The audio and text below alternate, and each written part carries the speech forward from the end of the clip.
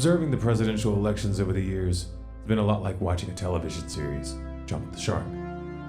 We've gotten to that point where you watch it for the same reason you can't help slowing down and staring as you pass a wreck on the highway. It's the Jerry Springification of politics, a morbid fascination with the decline of Western civilization. I know.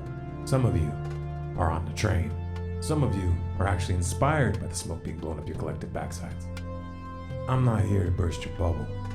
Not necessary. Reality will set in on its own time. No matter who gets inaugurated in January, the American public is going to come to their senses in a ditch with a hangover and realize that they have no idea where their pants are. That's an ugly picture. Sometimes you have to hit rock bottom to realize you've got a problem. There has never been a better time for a rude awakening. All around the world, we are witnessing the early stages of a massive social and economic upheaval. Large swaths of the population feel angry, disenfranchised, and disgusted with the trajectory we're on. This undercurrent carried Donald Trump and Bernie Sanders to the national stage. It brought Brexit to a referendum. And ready or not, there's more to come. I know. The other candidate is really, really bad. I agree. Both sides see their opposition's candidate as a fraudster, a liar, and a fool. And they're both right. Trouble is, both sides hate their opponent so much that they refuse to scrutinize their own candidate. Par for the course.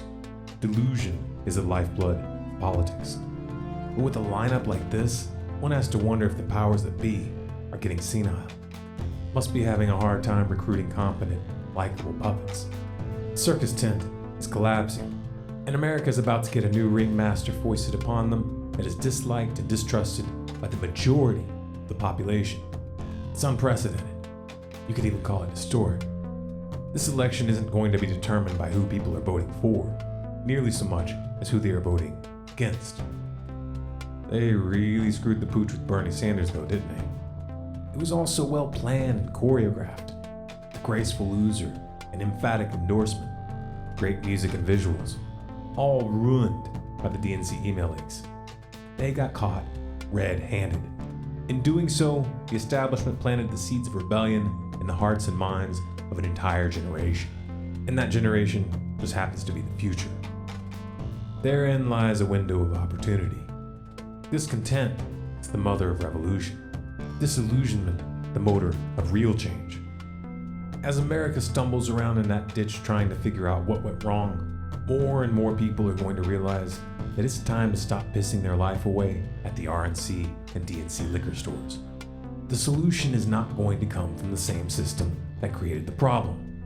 It's not just a few bad apples. It's not just democracy that's broken. We're running on a faulty paradigm. We have a debt-based monetary system which requires infinite growth to stay afloat on a finite planet addicted to oil and war. Time to start working outside the box. Reforms aren't going to cut it. Divisive political wedge movements aren't going to help. Most of the world, the political left in particular, was blindsided by the results of the 2016 election.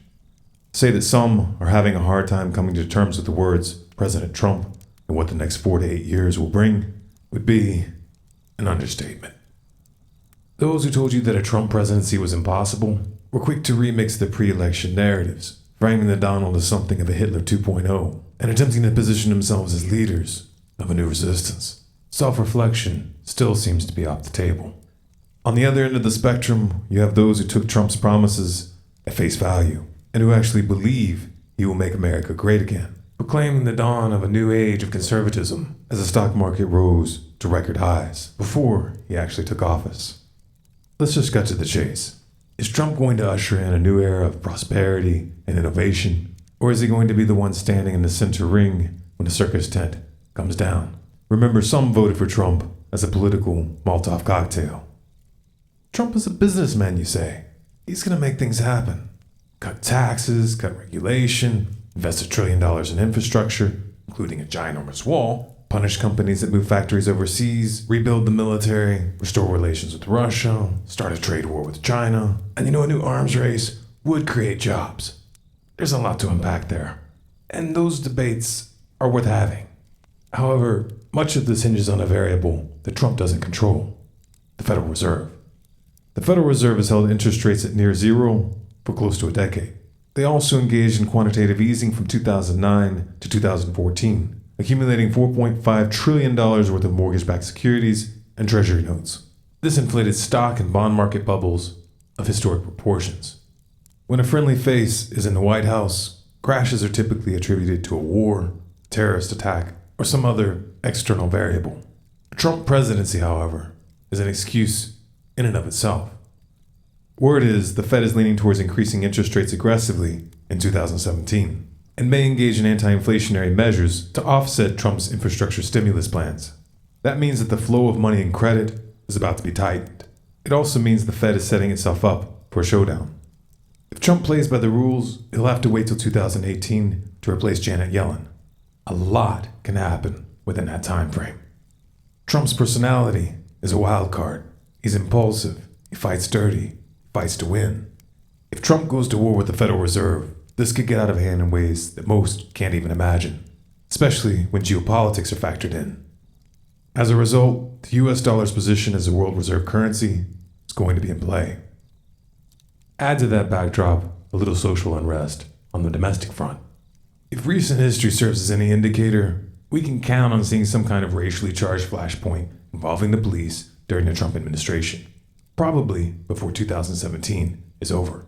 It's also fairly safe to say that some of these protests will turn violent and destructive. The trend has been towards escalation. Having Trump in charge will take this to a new level.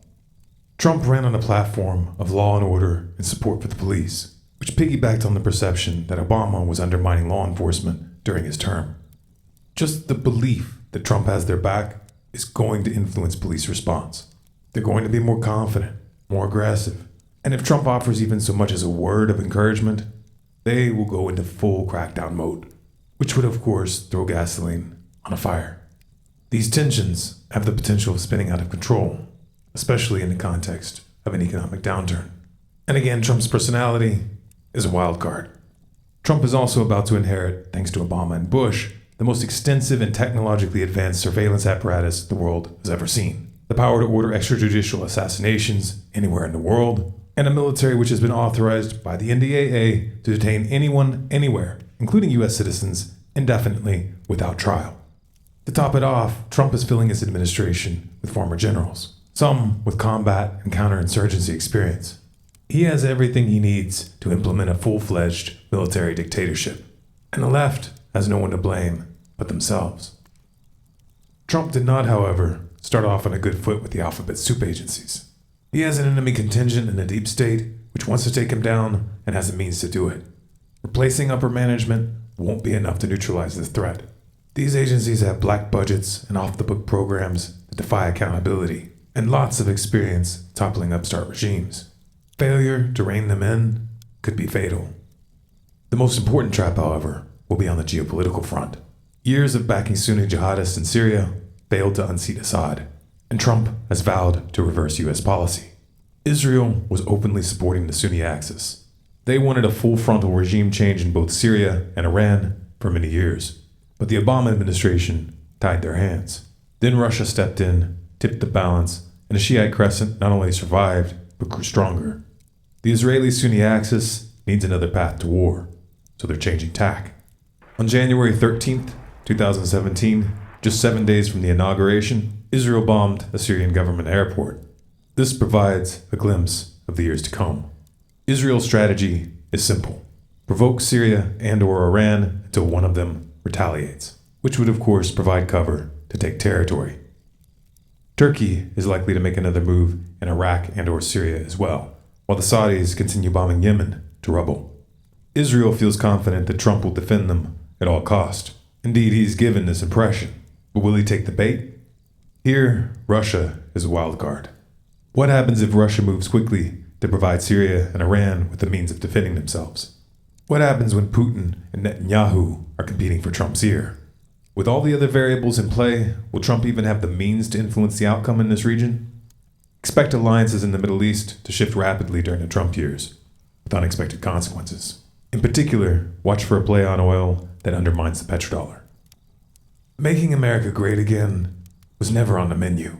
Trump wasn't supposed to win. He was supposed to be the decoy. This was reality television does politics. Literally. The Democrats thought he was so bad he would take attention off of Hillary's baggage. So the Clinton campaign pulled strings with their friends in the media to help him in the primaries. We know this thanks to the John Podesta email leaks.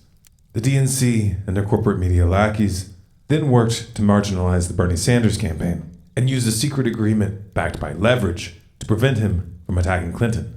This was confirmed by the DNC email leaks. Oops. You can't unthrow a Molotov cocktail. So get your popcorn and buckle up, or leave the United States if you were planning to. The show is about to begin. This video is Creative Commons. You have permission to download, copy, and distribute it by any means. If you would like to support our work, you can donate at stormcloudsgathering.com/donate. You can find the transcript, sources, and original video at stormcloudsgathering.com at the link below. For more, subscribe to Storm Clouds Gathering on YouTube and follow us on Facebook, Twitter, and Google+.